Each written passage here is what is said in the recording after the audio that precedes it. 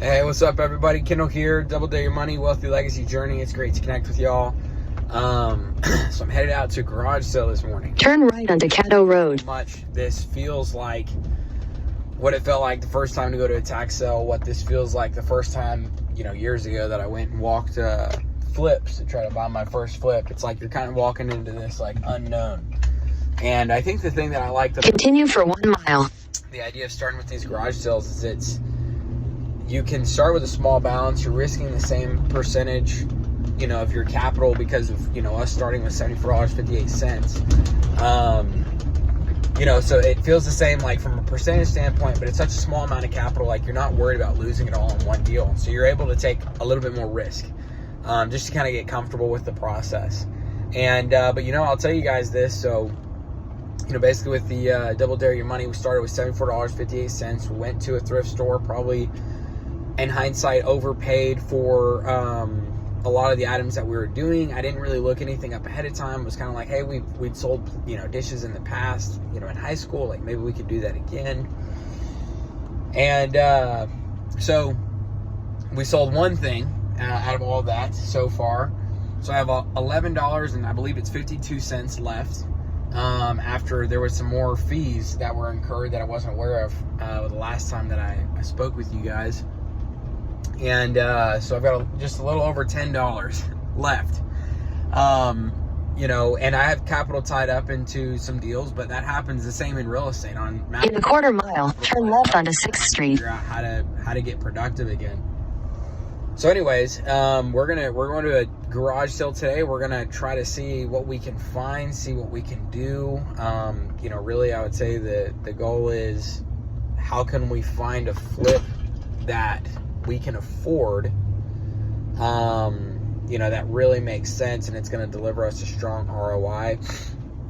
I've learned a lot over the last few days. I kind of went back to the drawing board and turn left onto 6th Street, then turn left onto North Main Street. Because I know a lot of people are talking about it. So I just Googled it. I was like, how to make money flipping things at eBay or something like that.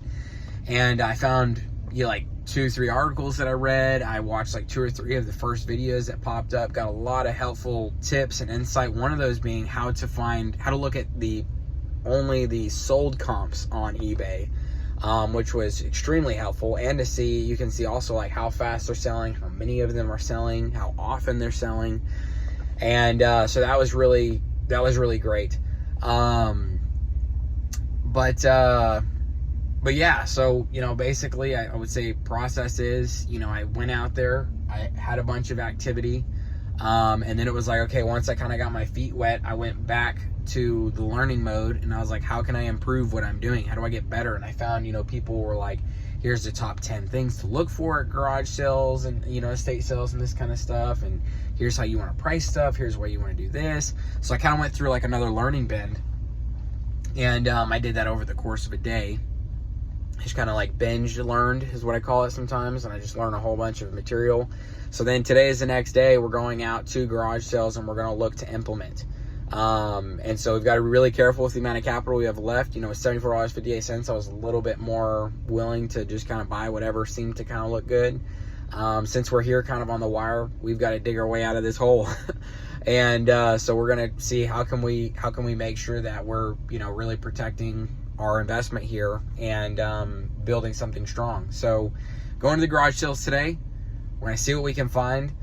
But I just want to encourage you guys, like, whether you're at the level of garage sales or you're at the level of tax sales or you're at the level of, buying your first flip or you're at the level of buying your first land development or maybe beyond. I mean, those are the levels that I've done. Maybe you're beyond those levels. You're going to have to get out there. You're going to have to just have activity.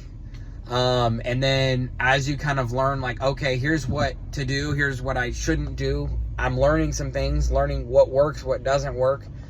Maybe getting burned a little bit here or there. Then you go back and you go, okay, now I know what I need to know. Like when you start off, you don't even know what you need to know. And that's, I think, one of the hardest parts about the whole thing is just simply not knowing what you even need to know at all. And so, for me, it was like, okay, I've done a couple of, these flips now, and I feel like I have a little bit better handle on what I don't know.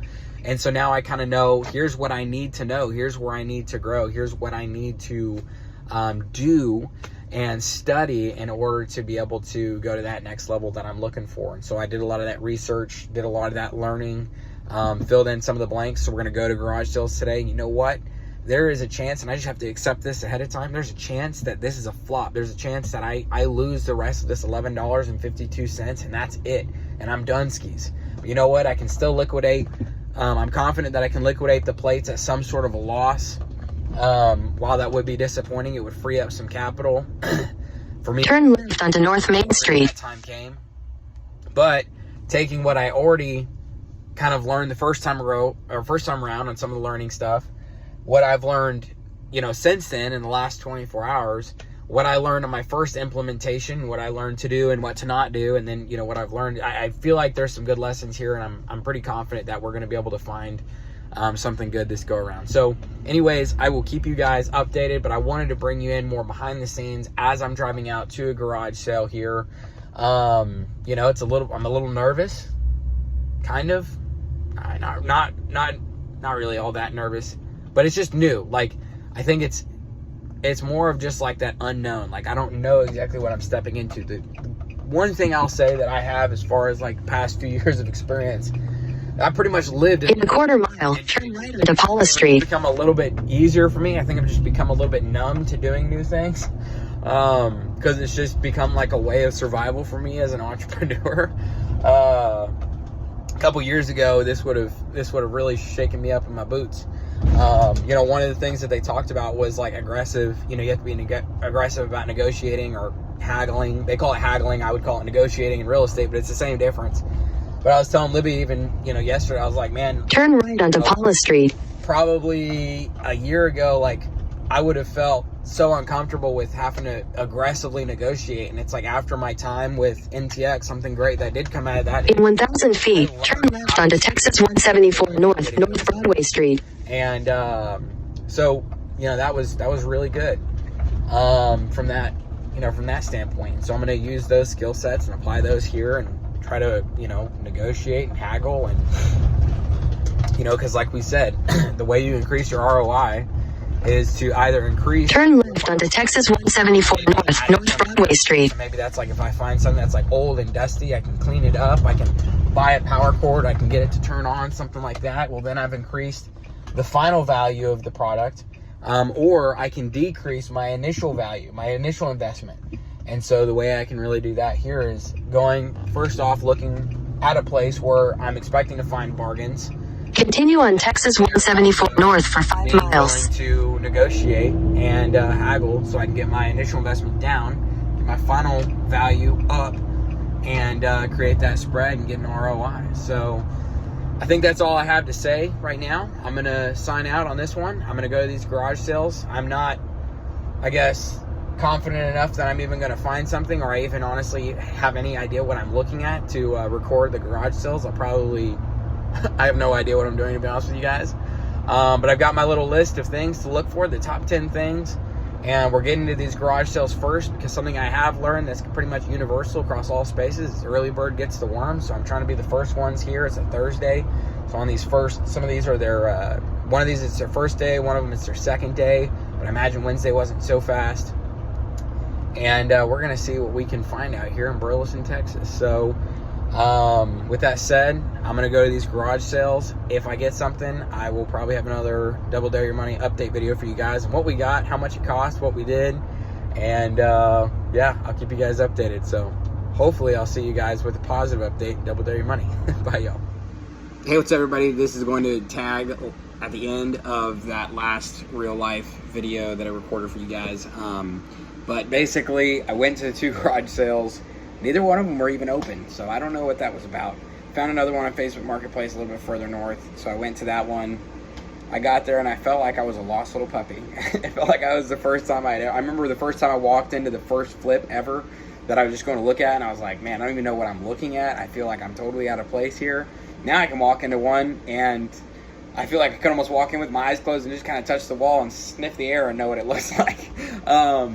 But I don't know, it just takes time and experience. But there was a lady there who did eBay selling, And so I just kind of listened in on her conversation with the guy that was running the place there. And to be honest with you, looking back, I should have actually had a conversation with her, but I got a little bit nervous in that moment. I didn't engage in conversation. That was on me. It would have been a great learning opportunity. But I did look at where did she go, what was she looking for, how was she, I was kind of just at a glance, looking back for her, I wasn't like creepily staring at this person, but just seeing like what was she looking at. And I was just like as I was looking at stuff, I was kind of listening to the questions that she was asking the person hosting the garage. So it was really good insight. So got my feet a little wet today. Kind of sucked to go to 2 that weren't even open, even though they said they were going to be open, but the third one was open. So that was just kind of interesting. But yeah, we're going to keep going at it, keep trying, and see what happens. So that was a real life update.